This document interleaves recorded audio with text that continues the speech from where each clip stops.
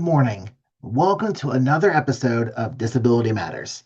I'm Morgan Spicer, Self Advocate Coordinator with People First of West Virginia. I've learned over the years the importance of self advocacy and how much of an impact it makes to have your story out there.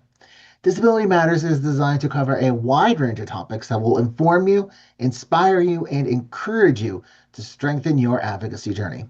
We'll do this by offering a variety of guests as well as interviews with advocates around the state.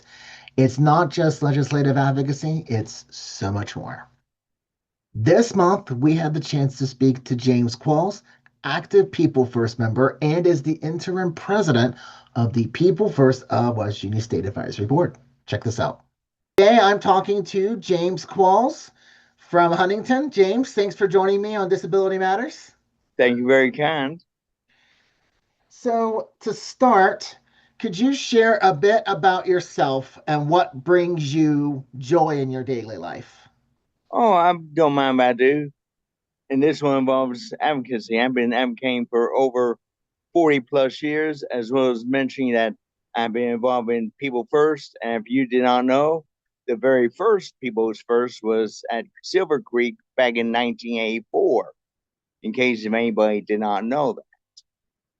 And ever since then, I've just been trying to advocate everybody and trying to help everybody want to learn what is advocacy.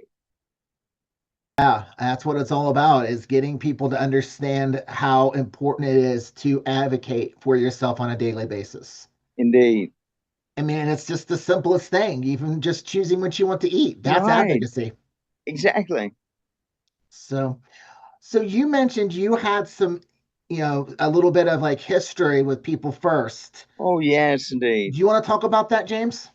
Yeah, sure. I've been in case of people do not know what um what their responsibilities are. Say for example, I'm right now taking over the chairperson's responsibilities, aka president's duties, because another person who was supposed to be president, supposed to be in charge, resigned. Or sometimes that you cannot be missing more than 3 meetings. In case people do not know. Now I'm the vice chairperson, but I'm now the chairperson until whoever gets nominated this coming year, or sometimes it could be next year. But in this case, this coming year. Now there's also a treasurer who always being responsible for keeping how much in the amount for the People's First as the whole state. There's also sergeant arms, and if people want asking why sergeant arms, well, one, this does not involve hugging people. This one involves making sure, trying to make sure people stay quiet. That's a key important thing. That is very key, very important right there. So during your history at People First, you've been with People First for a while. How many positions have you held? Oh, I've been involved in two. So you've been vice president, you're vice Yeah, president. started off with sergeant arms first, Okay, and then a couple years later, I've been the vice chairperson before. Excuse me, before I end up having to take over the chairperson's duties until the upcoming election. right. Okay, perfect.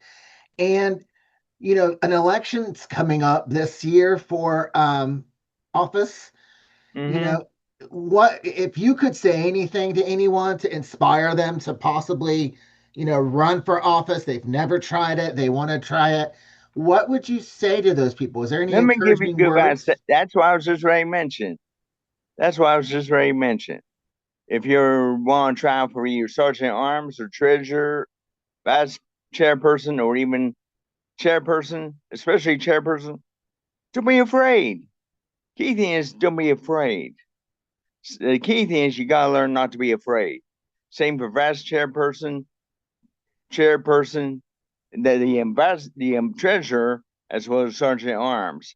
Now the treasurer, that's another key thing. Remember, don't be afraid.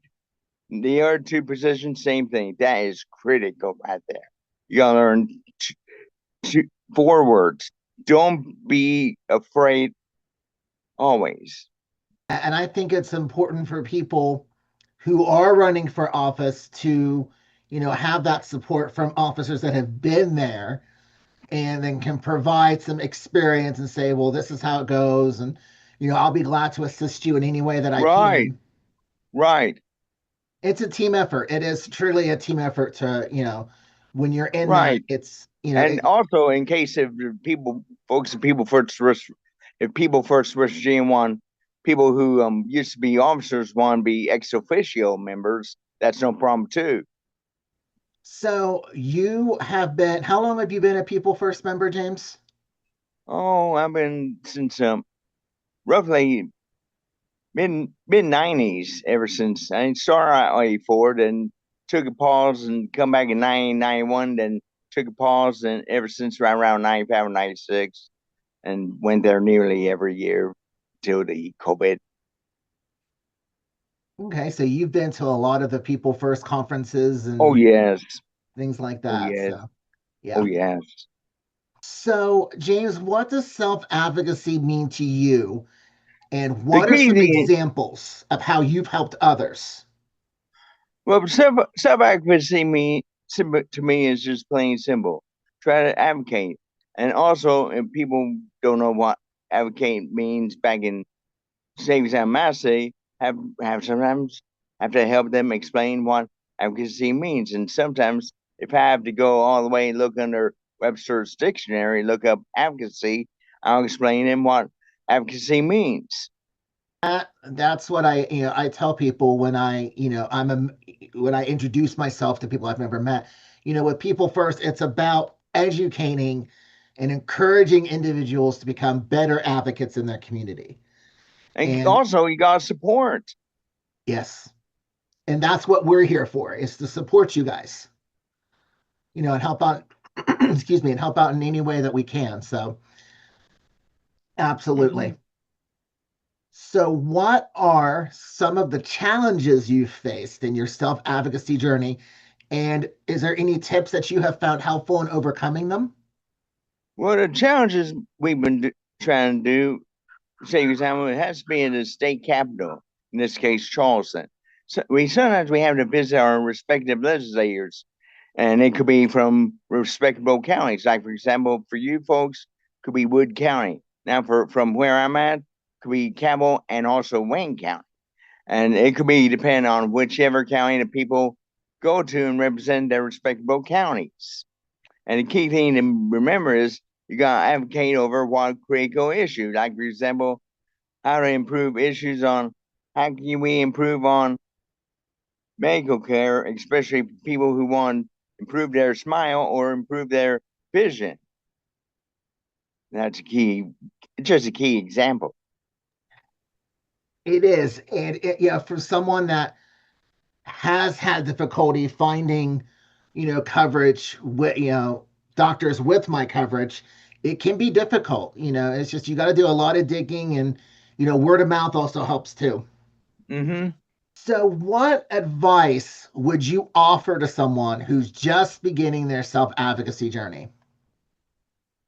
If you need, well, good advice is for people who never visited, say, for example, Charleston and want to learn how to advocate, having somebody to help them meet the legislator, and also it doesn't hurt to show them all around the state capitol, which I used to do years ago before the COVID.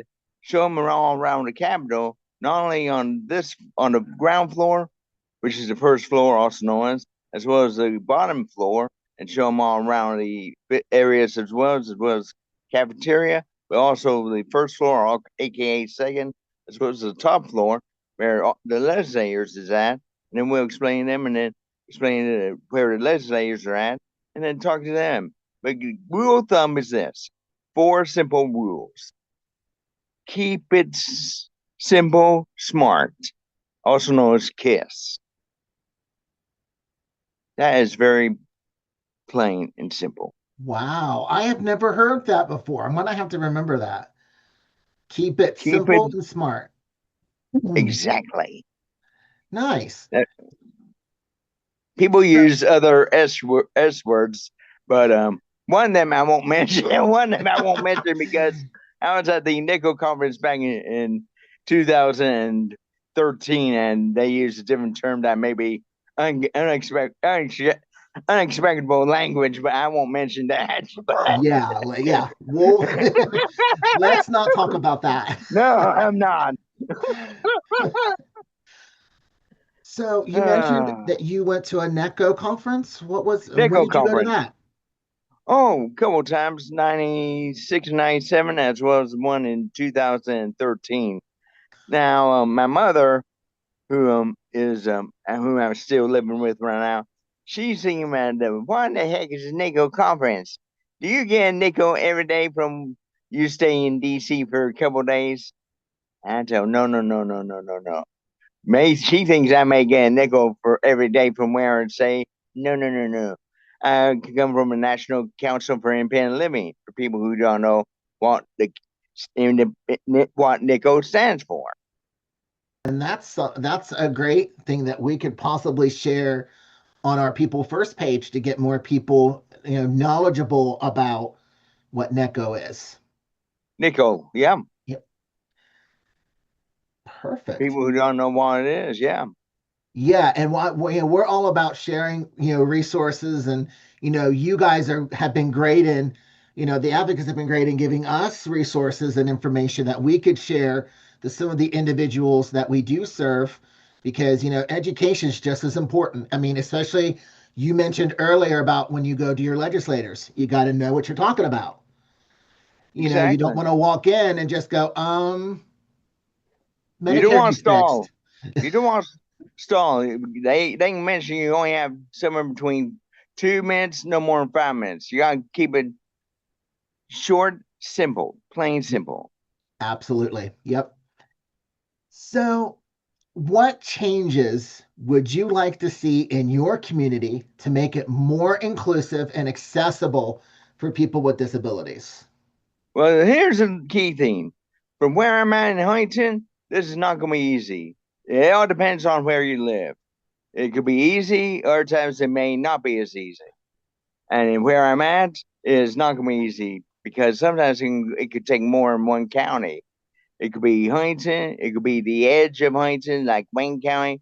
We'll have to talk to them as well. We have to find out critical issues like sidewalk issues, find what's wrong with the sidewalks, and also find what's wrong with the budget issues as well. And then we have to explain them. How can we improve the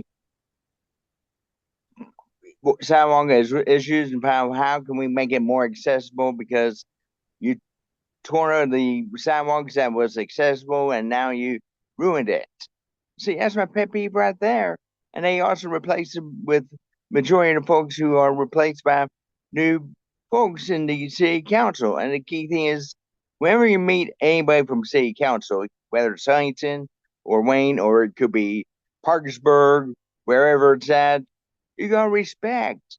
You have got to respect, and you gotta inform them to understand. But sometimes at first they may not understand at first, but then if you're very kind and friendly manner, they may help try to understand. And that's not gonna be easy. Yeah, that is a good tip to share. You don't want to go in to your legislators, or, you don't want to go talking to somebody about, things in your community that you need changed, just being downright rude or disrespectful. You need Right, to go in with a clear mind, state what's important to you. As you say, keep it simple and straight. right, So, all right. right. So, what are your hopes and goals for the future? And how do you plan to use your experiences and skills to achieve them in self advocacy? Well, the key goals right now is try to maybe help other people who don't know what advocacy means. In case they do need help on what advocacy means, I'm always available. As long as I'm still here, I'll be trying to help new people who want to explain maybe to me why in the heck is advocacy mean? In case if they don't need enough help on advocacy, I'll help explain them. Or if they need help, go to Capitol and they don't know where the location of the Capitol is or where the legislature is at. Sometimes they need help from your tree. Hey, that's no problem too. That's key thing, whether it's here or if it's by a long, long shot. DC Nickel conference, then good walking, good exercise compared to just a short walking all over the state capitol inside compared to just walking outside and find a wherever building is at and then just go inside.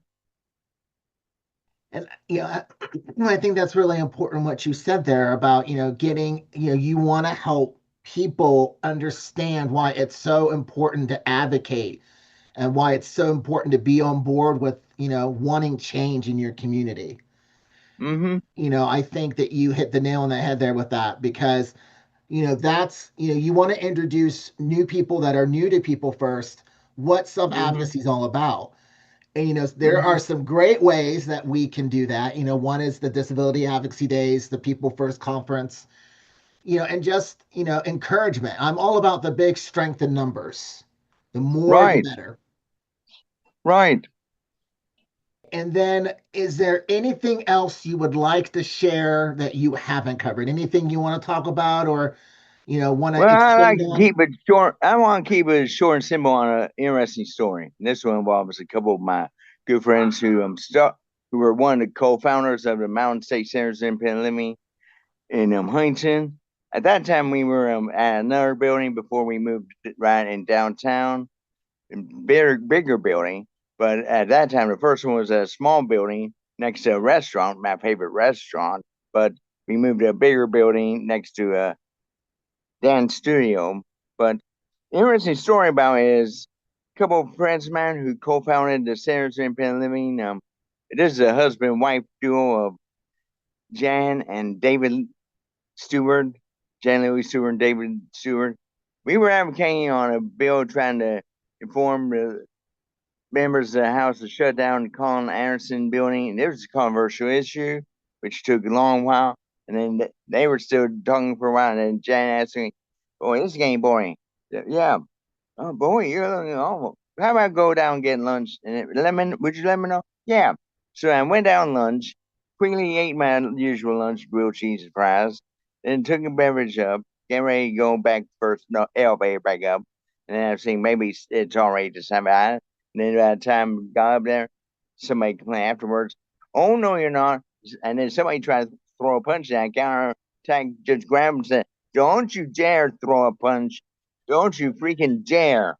Otherwise, there'll be brouhaha." I was trying to finish, trying to, one of the mean men, there's not quite as mean, almost as mean, my brother, but except meaner, not quite as mean as my brother, but meaner.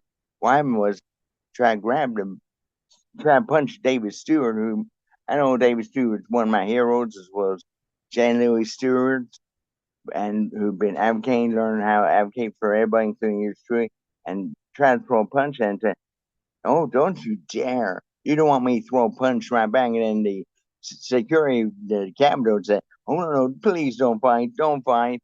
And then everything just settled afterwards.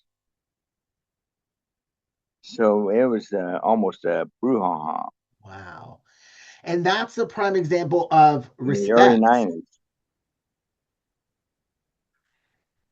And that's a good example of just respecting people and, the positions that they hold.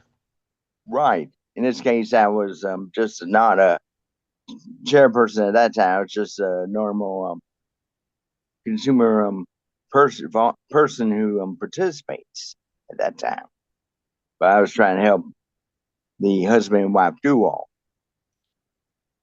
So you knew Jan and David Lilly Stewart then. Oh yeah, I knew them a long time until unexpectedly David Stewart passed away. And then a couple years later, couple years after Jane Lewis Stewart passed away, a year and a half later, she died as well, and And that then broke my heart. Oh, I believe if I'm not mistaken, I believe I'm not sure if it was cancer or if it was something else. I don't remember, but it just broke my heart.